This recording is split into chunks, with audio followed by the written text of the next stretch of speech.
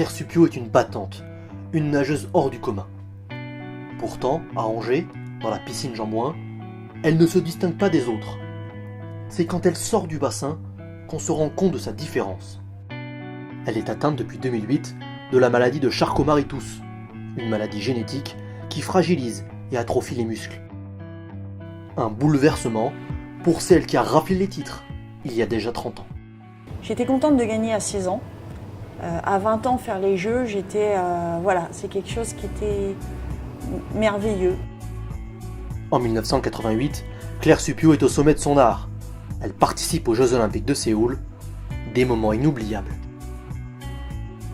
J'ai pas gardé beaucoup de souvenirs, mais ça, en fait, c'était le village olympique en 1988. Et puis ça, c'est la veste de l'équipe de France. C'est mes petits plaisirs, mes petits jardins secrets qui restent et le reste est dans ma tête. Après avoir arrêté la natation pendant près de 30 ans, Claire Supiot est de retour dans les bassins, avec dans un coin de sa tête l'envie d'écrire une nouvelle page dans l'histoire des Jeux Olympiques.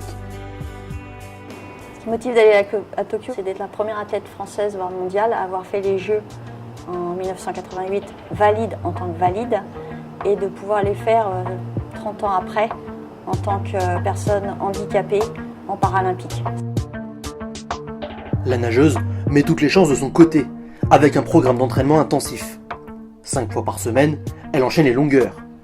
6 km par jour, soit 4 heures d'effort. Comme tous les sportifs de haut niveau, le passage à la salle de musculation est primordial.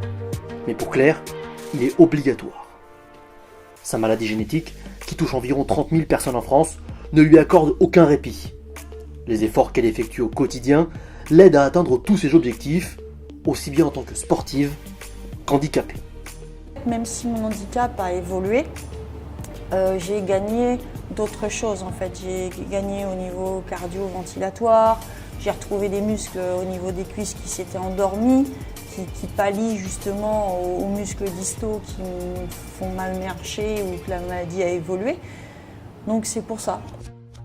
Si la préparation physique lui prend la majeure partie de son temps, l'ancienne championne de France sait que le travail mental est tout aussi important.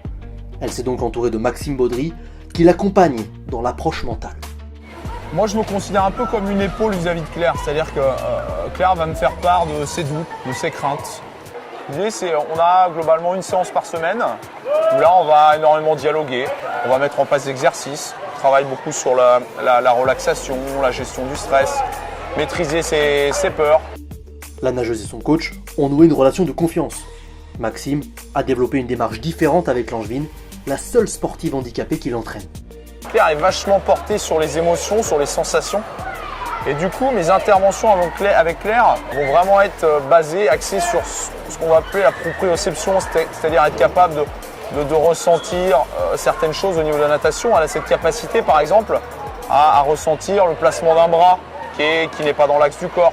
Donc elle a cette sensibilité qu'elle a développée du fait de sa pathologie. Son entourage n'est pas le seul pilier dans sa quête olympique. Le manque de médiatisation du handisport ne lui permettant pas de vivre de sa passion, la nageuse doit disposer de partenaires. Handy House, agence immobilière angevine spécialisée dans le logement adapté, est fière de l'aider dans son rêve olympique. Je suis complètement admirative de cette carrière-là, de cette volonté de faire, et puis de la difficulté qu'il peut y avoir aussi entre cette notion de professionnel à côté, parce que malheureusement dans le handisport sportif, c'est du bénévolat. J'ai envie de dire, qui c'est qui aujourd'hui le fait avec cette volonté de faire et puis d'avoir envie d'aller jusqu'au bout, de se battre. C'est aussi pour ça qu'Handy House, mais c'est surtout moi dans la décision d'accompagner des sportifs. C'est une petite aide financière, mais qui contribue très certainement avec l'ensemble des partenaires à faire en sorte que on soit nous tous fiers derrière Claire et avoir envie d'accompagner jusqu'au bout. Tous ces efforts semblent avoir déjà porté leurs fruits. Cet été à Dublin, lors des championnats d'Europe de natation handisport, la nageuse angevine a raflé 4 médailles, dont la médaille d'or sur le 50 mètres nage libre. L'objectif olympique n'est plus qu'à quelques longueurs.